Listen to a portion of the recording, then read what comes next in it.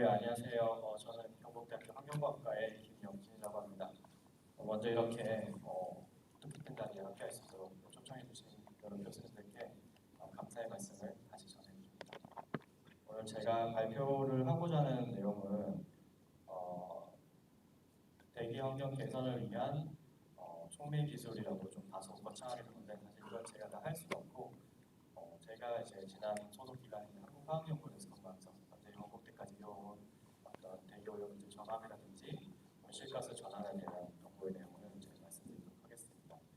그리고 이제 다소 이제 학술적인 부분 좀 있어서 학부생 입장에서 좀 어려울 수 있을 것 같은데 좀 너무 세부적인 부분은 스킵을 하도록 하겠습니다. 그다음에 넘어갈게요. 네.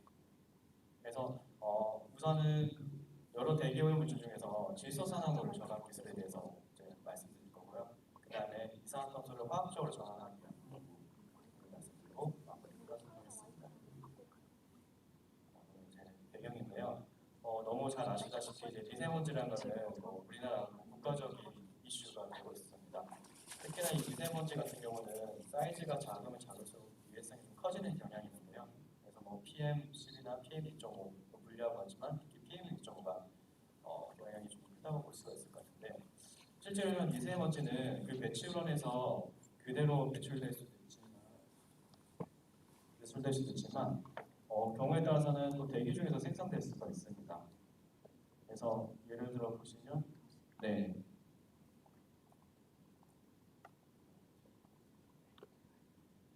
예를 들어 보시면 여기 오른쪽 그림 보면 대기오염 지는 질소산화물 낙스랑 싹스랑 그다음에 VOC나 암모니아 등이 기드 에너지를 감응해서 새로운 또 입자성 물질을 만들기도 합니다. 그래서 실제로 보시면 PM2.5 중에서 절반 이상이 낙스나 싹스로부터 튀어나온 그런 경우가 이제 결과에 나와 있습니다. 따라서 이러한 그 미세먼지나 이런 대기 개선에서는 좀 역설적일 수도 있지만 이런 입자성 물질 배출뿐만 아니라 대기성 그 기체로 배출되는 대기오염 물질 정화도 필요하다고 볼 수 있고 특히나 국내에서 주요 대기오염 물질 중에서 배출량 1, 2위를 가진 질소산화물 같은 경우는 저감의 중요성이 더 크다고 볼 수 있습니다. 그래서 질소산화물 저감하기 위한 기술인데요. 질소산화물 대부분의 경우에는 낙스랑 산소가 거의 무관해서 배출되게 됩니다. 산소가 풍부한 조건에서 우리가 저감을 해야 되는데 그리고 우리가 낙스를 친환경화하기 위해서는 낙스에 있는 산소를 떼서 질소로 바꾸는 그런 공정이 필요하게 됩니다. 우리가 반응으로 산화하느라 보면 이제 환원 쪽이 가까운데 문제는 우리가 배출가스에 낙스와 함께 동반되는 산소 같은 경우에도 동일한 산소를 갖추고 있습니다. 그래서 우리가 배출가스에서 낙스에 있는 산소를 빼갈 수 있는 친구들은 연료로 쓰이는 탄화수소나 혹은 배출가스에서 배출될 수 있는 일산화탄소, 수소 등이 있는데 문제는 이러한 낙스는 산소보다도 얘네들은 이제 그 O2 그 자체를 더 좋아해서 이 반응이 낙스에는 산소가 잘 빠지지 않게 됩니다. 하지만 예외적으로 우리가 외부에서 아모니아를 주입하게 되면 이 아모니아는 특이하게 산소가 굉장히 많아요. 예를 들어서 낙스보다 농도가 100배 이상 많더라도 선택적으로 낙스에 있는 산소만 환원시켜서 빼가는 그런 형태를 보이게 됩니다. 그래서 우리가 이걸 선택적 촉매 환원법, 영어로는 SCM이라는 기술이라고 이제 얘기하고 있고요. 근데 이런 암모니아를 우리가 만약 차나 이런 곳에 싣고 다니게 되면 위독성이나 혹은 핸들링에 좀 어려운 문제가 있습니다. 그래서 이런 암모니아를 그 자체로 싣고 다니기보다는 이 암모니아를 실시간에 만들어줄 수 있는 요소, 영어로 유레아라고 하는데요. 그 요소수를 싣고 다니게 되고 이렇게 분사를 하게 됩니다. 그래서 우리가 이제 이 요소수라는 게 좀 들어보시긴 하셨을 거예요. 그런 이유로 우리가 요소를 뿌려주게 됩니다. 근데 이제 이게 자동차 같은 경우에도 요소수가 좀 사용되고 있는데 사실 요소수가 없더라도 차가 돌아가는 데 문제가 없죠. 근데 그럴 경우 환경적으로 봤을 때는 요소수가 보충되지 않고 분사가 안 되면 대기오염을 계속 검출하게 될 거예요. 그래서 자동차 메이커에서는 이렇게 요소수가 제대로 충당되지 않으면 차의 시동이 걸리지 않거나 세톱도 제한을 걸어주게 됩니다. 하지만 잘 아시다시피 우리나라에서는 이제 암모니아 혹은 요소가 생산되지 않고 전량 수입에 의존하고 있어요. 그래서 저희가 몇 년 전에도 거기에 대해서 좀 국가적인 이슈를 겪었습니다. 따라서 우리가 낙스를 제거하기 위해서는 요소 혹은 암모니아 주입이 필수적이지만 국가적인 자원 안보나 그런 적인 측면에서는 활용하지 않고 낙스를 저감할 수 있는 기술이 개발이 필요하다고 볼 수가 있습니다. 한편으로는 저희가 이제 잘 아시죠? 탄소 중립이라는 이슈가 있습니다. 기후 위기라고 얘기를 하는데요. 산업혁명 이후에 우리 집 표면 그리고 대기상의 이산화탄소가 계속 이제 증가함에 따라서 왼쪽 아래 그래프에 보시다시피 집 표면의 온도도 같이 증가하고 있습니다. 그래서 이제 뭐 파리 기후 협약이나 그 이후로부터 우리가 산업혁명 이후로 우리 집 표면의 온도를 1.5도씩 혹은 2도씩 상승을 막아보자 그런 이야기를 하고 있고, 거기에 따라서 하는 노력이 이제 탄소 중립이라는 거죠. 2050년까지 우리가 배출하고 순저감하는 그 썸을 영어로 맞춰보자. 그게 이제 탄소 중립인데, 우리나라를 포함한 이제 국가에서는 이제 어떻게 탄소 중립이라는 것을 달성할 것인가, 여러 전문가들이 여러 전공에서 이제 전략을 세우고 있어요. 아직은 아직 2050년 시간 좀 남았지만, 그래서 오른쪽 상단의 그래프가 잘 보이진 않겠지만 대부분의 접근은 일단은 우리가 발전소에서 배출한 CO2, 산업에서 배출한 CO2를 계속 배출하지만 이를 어떻게 하면 순저감할 수 있을까? 배출하는 거 막을 수는 없지만 어떻게 하면 그 배출량을 줄여볼 것인가? 그거를 2030년, 2050년 이렇게 계획을 세워서 얘기를 하고 있고, 근데 또 아래 두 개의 그래프, 아래 두 개의 항목, 특히나 저기 CCUS로 적어놓으면 대부분은 감축, 배출된 어쩔 수 없이 막는 건데 얘는 좀 특이하게 이제 마이너스가 숫자가 적혀 있어요. 그래서 이 말은 뭐냐면 오히려 배출하는 게 아니라 대기 중에 있는 것을 더 써서 순수하게 네거티브하게 저감하겠다는 표현입니다. 그럼 과연 이 CCU란 게 어떤 것인가라고 보면 CCU 약자는 이제 CO2 캡처 앤 유틸라이제이션이라고 했습니다. 뭐냐면 우리가 제일 대표적으로 발전소나 이런 데서 배출되는 이산화탄소는 이산화탄소뿐만 아니라 질소, 산소, 그다음에 아까 말씀드린 낙스 같은 대기오염들도 다 포함되어 있어요. 그러면 1차적으로 할 일은 뭐냐면 이런 이산화탄소를 다른 물질로부터 분리해서 포집을 하게 됩니다. 그러면 이 포집한 이산화탄소를 활용하는 게 여기 있는 유틸라이제이션이고요. 활용을 직접적으로 하려냐 아니면 전환시키냐 거기에 따라서 비전환, 전환하는 있는데 비전환 같은 경우는 저희가 쉽게 생각해 보면 드라이 아이스 같은 경우, 그다음에 어떤 음료의 탄산도 CO2로 녹여낼 수가 있는 거고, 거기에 와서 전환 같은 경우는 이산화탄소의 화학식 자체를 바꾸는 건데 이산화탄소의 화학식을 바꿔서 CO2를 CH와 관련된 탄화수소로 바꾸는 건데, 문제는 이런 이산화탄소가 C와 O의 이중 결합이 양쪽 밸런스가 맞춰져서 이 결합을 깨고 새로운 결합을 붙이는 것은 굉장히 좀 어렵고 도전적입니다. 그럼에도 불구하고 이렇게 우리가 CO2로부터 다양한 화학물질을 만들게 되면 대기 중에는 이산화탄소 활용함과 동시에 우리가 화석연료를 사용하지 않고 자원을 만들 수 있고 연료를 만들 수 있고 화학 소재도 만들 수 있기 때문에 그런 측면에서는 장점이 크다고 볼 수 있습니다. 제가 말씀드렸던 대기오염물질 저감 혹은 온실가스의 화학적 전환은 대부분 이러한 촉매라는 핵심 소재를 통해서 이제 진행되고 있습니다. 우리가 어떤 화학 반응을 일으키려면 일정한 이런 활성화 에너지를 넘어야 되거든요. 그래서 이 활성화 에너지를 넘으려면 이 반응이 가능하게 하려면 외부에서 더 에너지를 가해줘야 됩니다. 대표적인 예로 아까 말씀드린 배출가스 같은 경우는 락스도 있지만 배출가스 연소에 해당 그 결과물로서 이제 열이 발생하게 되는데 우리는 그 열을 활용해서 이 산과 같은 활성화 에너지를 넘길 수가 있습니다. 하지만 우리가 그냥 배출가스인 열을 활용했을 경우에는 우리 아까 말씀드린 낙스의 전환 반응을 유도하기 위한 활성화 에너지 넘기는 조절이 불가능합니다. 하지만 우리가 이 배출가스에 촉매라는 소재와 반응을 주입할 경우에는 파란색에서 연두색으로 떨어진 것과 같이 활성화 에너지를 낮출 수 있어서 비로소 우리가 배출가스 열을 활용해서 효과적으로 낙스를 제거할 수 있습니다. 이산화탄소 전환 같은 경우 마찬가지로 그런 활성화 에너지의 그런 제어가 필요한데요. 그러면 우리가 이러한 목적을 달성하기 위해서 즉 대기오염물질을 저감하거나 온실가스를 화학적 전환하기 위해서는 거기에 맞게 적절한 형태의 촉매라는 소재와 반응기 설계가 필요합니다. 그런 것들은 우리가 어떻게 하냐면 우리의 반응에 요구되는 특성, 어떤 가스들의 협착과 탈착과 관련된 여러 반응적 특성을 고려한 타겟팅해서 우리 금속의 종류라든지 똑같은 금속의 종류라도 어떻게 크기를 조절하고 그 다음에 다른 금속과의 상호작용을 어떻게 할 것인가, 거기에 따라서 우리가 보완을 하고 촉매란 소재를 확성하게 됩니다. 그 다음에는 저기 두 번째 보이다시피 우리가 만든 촉매가 정말 효과가 있는지, 낙스 저감에 효율이 있는지, 기존에는 어떻게 나아진 건지, 이산화탄소는 어떤 탄화수소를 바뀌는지를 평가하게 되고요. 마지막으로는 우리가 얻었던 실험적 결과가 우리가 보완했던 거가 맞아 들어갔지, 나쁘면 왜 나쁜지, 좋으면 어떤 구조적인 특징 때문에 변화가 생기는지를 파악해서 더 나은 기술을 이제 발굴하기 위해서 노력을 하게 됩니다. 그래서 제가 뒤에 말씀드린 내용은 다 이런 사이클에서 돌아가서 이제 연구를 수행하고 얻어진 결과로서 말씀드리는 걸 볼 수 있습니다. 그럼 이제 첫 번째로 이제 질소산화물 저감 기술인데요. 말씀하셨다시피 이제 제가 하고자 한 거는 요소나 암모니아를 사용하지 않고 낙스를 저감할 수 있는 어떤 촉매 기술을 개발하고자 하였습니다. 근데 보시다시피 여기 기존의 파란색의 요소수 기반의 기관의 성능에 비해서 빨간색의 탄화수소를 활용했을 경우에는 굉장히 온도 범위가 좁습니다. 여기서 그래프에서 X축은 배출가스의 온도에 대응하는 온도라고 볼 수 있고, Y축은 낙스의 전압입니다. Y축은 클습 정도고 X축은 넓을수록 우리가 더 굉장히 다양한 조건에서 대기오염 물질을 저감할 수 있는데, 보시다시피 효율도 떨어질 뿐더러 배출가스에 우리가 대응할 수 있는 온도 영역이 되게 좁습니다. 지난 수십 년간 가장 우수하다는 그 촉매 소재는 우리가 제일 흔히 아는 실버 기반의 그런 촉매인데요.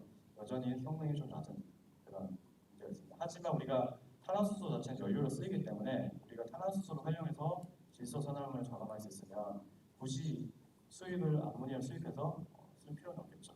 그 다음에 우리가 또 활용할 수 있는 암모니아 외에 그런 낙스 저감 반응 물질은 일산화탄소가 있습니다. 일산화탄소는 보시다시피 낙스와 동시에 배출되는 어떤 대기오염 물질이기도 하고요. 그래서 만약에 우리가 이 낙스를 일산화탄소와 함께 반응시켜서 낙스 벤트로 전환시킬 수 있으면 그 환원제를 암모니아를 필요하지 않과 동시에 또 다른 오염물질 CO2까지 제거를 해줄 수가 있습니다. 하지만 동일하게 문제는 뭐냐면 값비싼 이리듐이라는 금속을 쓰더라도 저감이 되지 않는, 효율적으로 저감이 되지 않는 그런 문제가 있습니다. 그래서 먼저 첫 번째로 이제 탄화수소 기반의 SCR 기술과 관련해서 말씀드리려고 하고, 우선은 기존의 수십 년간 우수한 소재로 알려진 실버, 알루미늄이라는 그런 소재를 극복하기 위한 연구에서 말씀드리겠습니다. 저희가 실험을 해보니까 일단은 실버라는 금속에다 텅스텐이라는 금속으로 저희가 첨가를 하니까 왼쪽 상단에 있는 그래프와 같이 기존의 가장 우수하다고 알려진 촉매 소재보다 낙스 정화 성능이 보다 더 넓은 범위에서 높은 효율로 낙스가 제거되는 것을 볼 수가 있었습니다.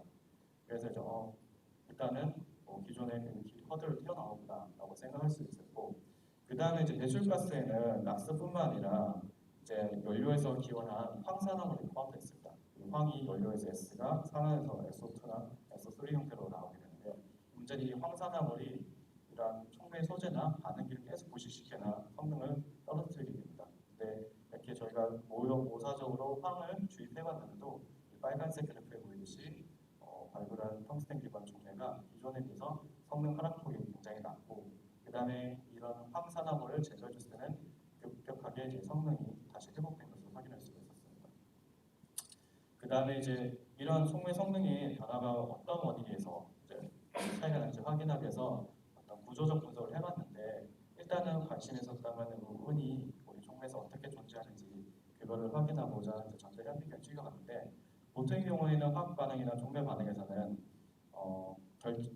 입자의 크기가 작으면 작을수록 성능이 우수한 경우가 많습니다. 왜냐하면 입자의 크기가 작으면 작을수록 동이랑 붙일 때 이 금속의 표면적이 커지거든요. 그래서 얼핏 보기에는 그 텅스텐 기반 촉매가 하얀색에 보이듯이 결정 크기가 좀 작아 보이는데, 확대를 해보니까 오히려 기존 촉매는 거의 원자 단위로 분포되어 있는 실버도 있었지만, 저희 촉매 같은 경우는 거의 텅스텐이 덩어리째 있어서 오히려 입자 크기가 크더라. 그래서 확실히 이 성능이 좋았던 것은 단순히 그 금속의 결정 크기의 커서는 아니라는 걸 확인할 수가 있었고, 그 다음에 여러 특성 분석을 해봤을 때는 구체적으로 말씀드리지 않겠지만 결국 두 촉매 간의 차이는 결정 크기 차이보다는 이 실버라는 금속이 이온화되어 있냐 아니면 금속성이냐 그 차이에 있었다고 볼 수 있습니다.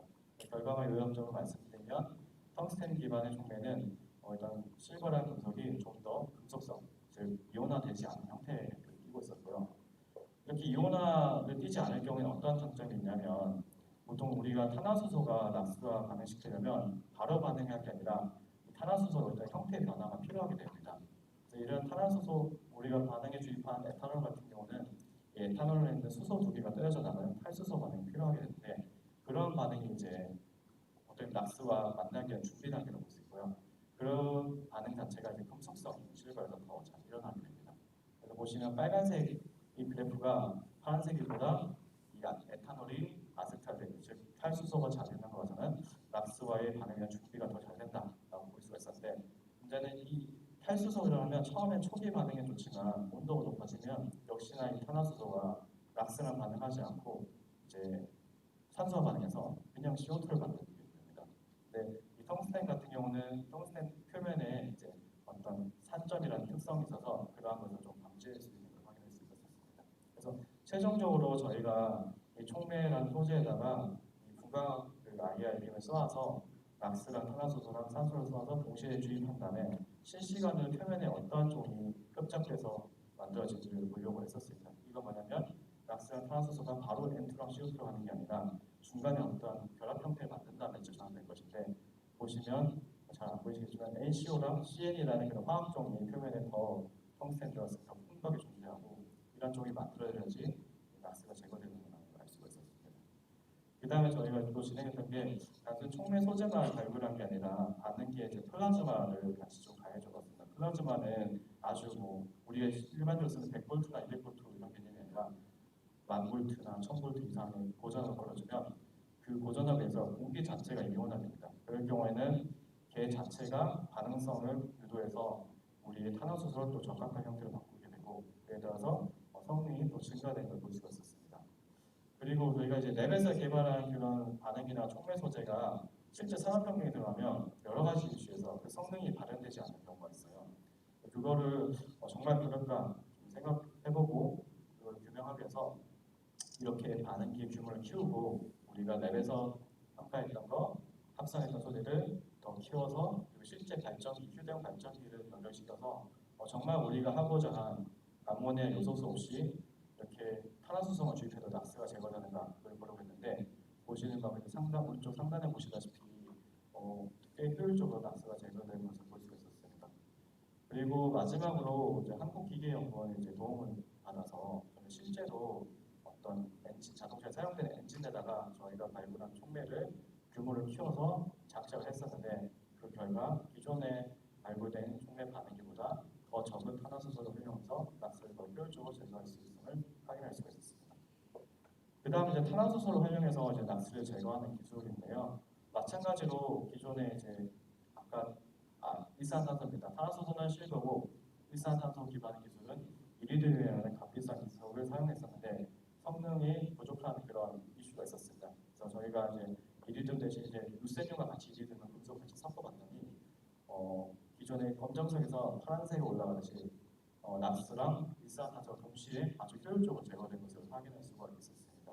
그래서 그런 원인을 파악하기 위해서 구조적으로 봤을 때는 결과적으로 요약해서 말씀드리면 이리듐과 루세늄이 어떤 합금의 형태에 이루어지 이런 성능이 나타난 것을 확인할 수가 있었고, 그런 것을 좀 복잡한 실험을 통해서 분석을 통해서 메커니즘도 같이 파악을 해봤는데, 요지는 뭐냐면 아까 탄화수소 같은 경우는 낙스랑 탄화수소가 만나서 중간에 N과 CO라는 중간체를 만들고 그게 N2가 왔었는데, 이 촉매 반응 같은 경우는 낙스는 낙스대로 따로 일산탄소는 일산탄소로 따로 이제 역할을 하는 거고, 핵심만 말씀드리면 1번에서 낙스에는 N과 O가 이렇게 분해된 다음에 이 N2는 스스로 만나서 나오고, 그럼 남아있는 산소를 제거하는 역할로서 일산탄소가 3번 스텝에서 이렇게 CO2로 전환되겠습니다. 만약에 우리가 1번 스텝에서 낙스가 분해만 되고 이 분해되고 남은 산소가 제거가 안 되면 이 남은 산소가 계속 자리를 점유하고 있어서 낙스가 분해가 안 일어납니다. 그러면 그걸 방지하기 위해서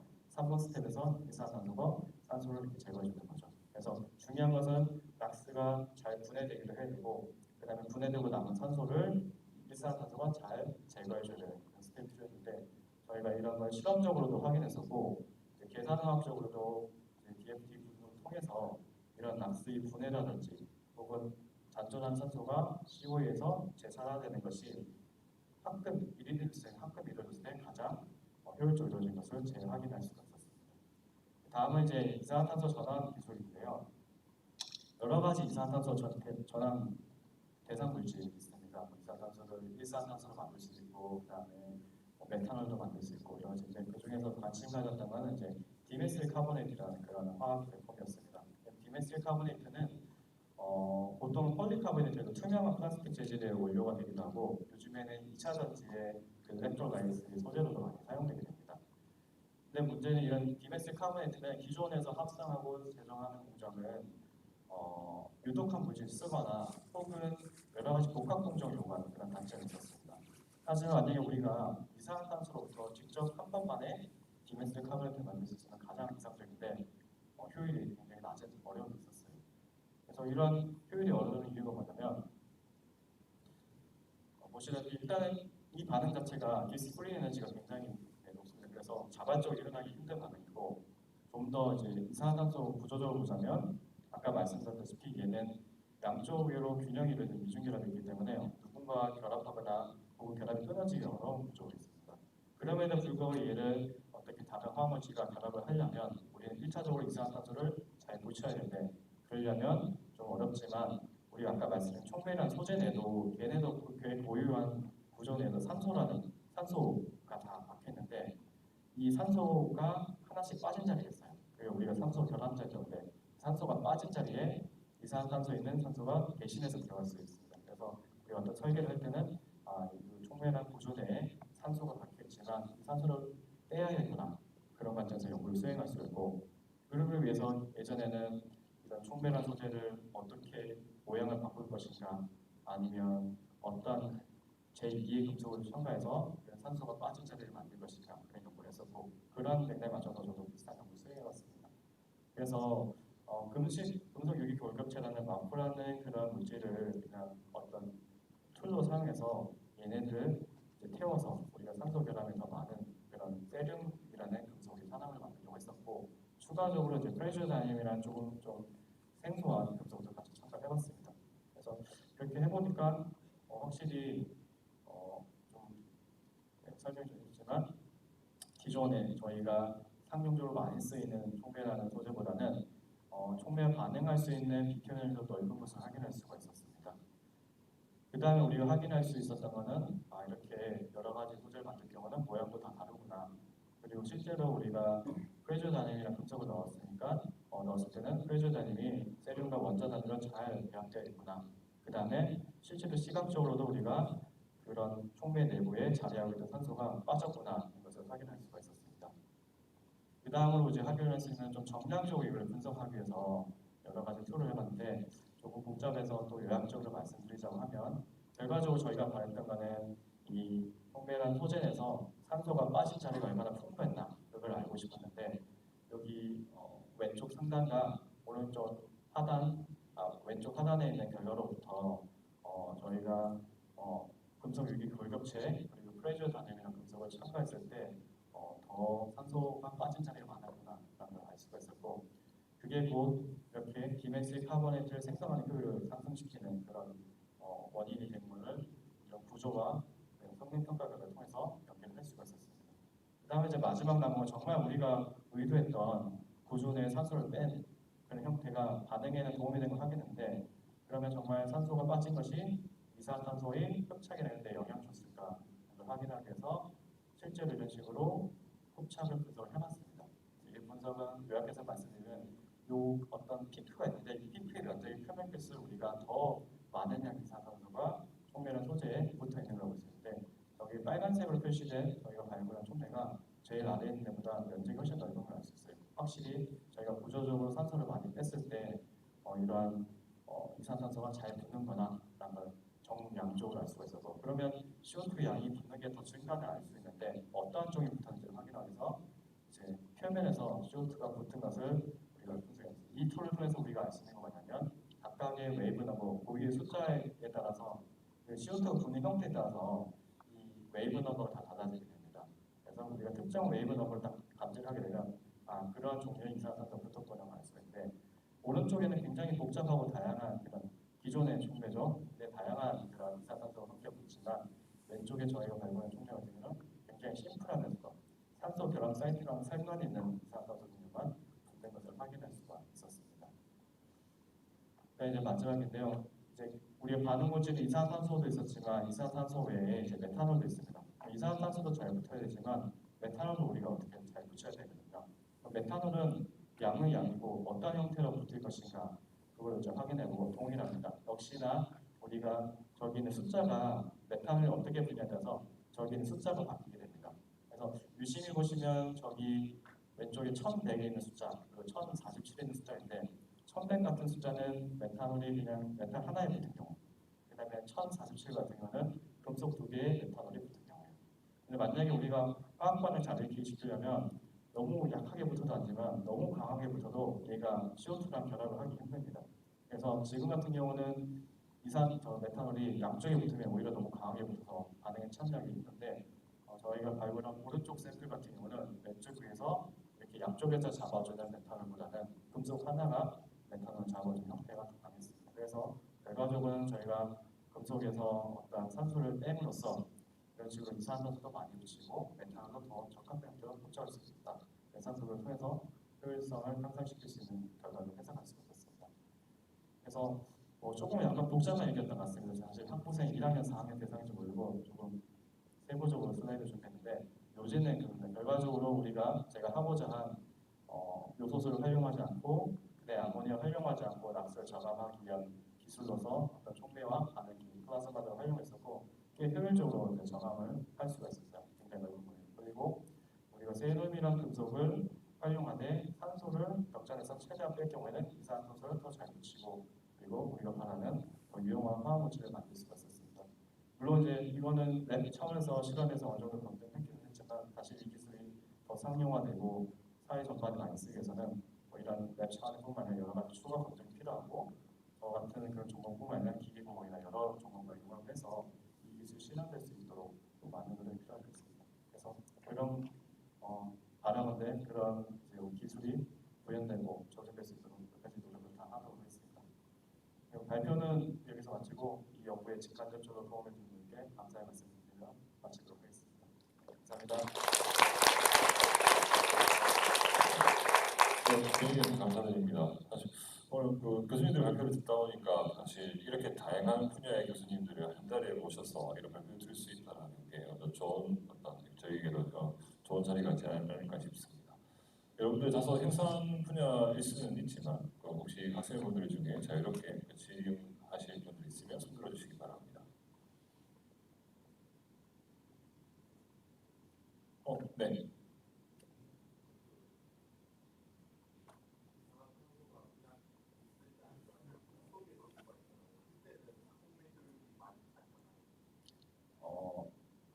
지금 이제 저희가 전제를 한 것은 아까 서두에 설명드렸다시피 이산화탄소를 여러 가지 물질로 배출되지만 얘를 고농축해서 따로 분리해서 사용하는 과정에서 이제 반응한 건데 만약 그럼에도 불구하고 우리가 반응 조건에서 수분이 등이 포함될 경우는 충분히 이제 어떤 변수가 될 수 있을 것 같고 추측건데 우리 표면에서는 좋지 않게 작용할 것 같아요.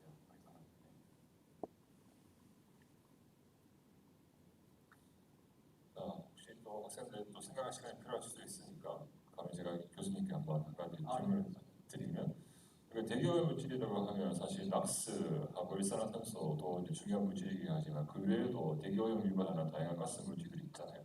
그럼 이렇게 혼합가스 측면에 있었을 때 적용해야 되는 어떤 방법이나 이런 게 좀 달라지는 건지 궁금하고 두 번째는 촉매를 사용에 있어서 아까 질소나 일산화탄소를 별도로 반응을 시킬 수 있다고 했습니다. 그러면 이거를 아예 엔터가스로 해서 날려버리는 게 아니라 그러면 이거를 다른 또 가치 있는 자원으로도 질소로 전환하는 형태로도 활용할 수 있지 않을까라는 의문점이 드는데 여기에 대해서 교수님 생각이 어떠신지요? 네.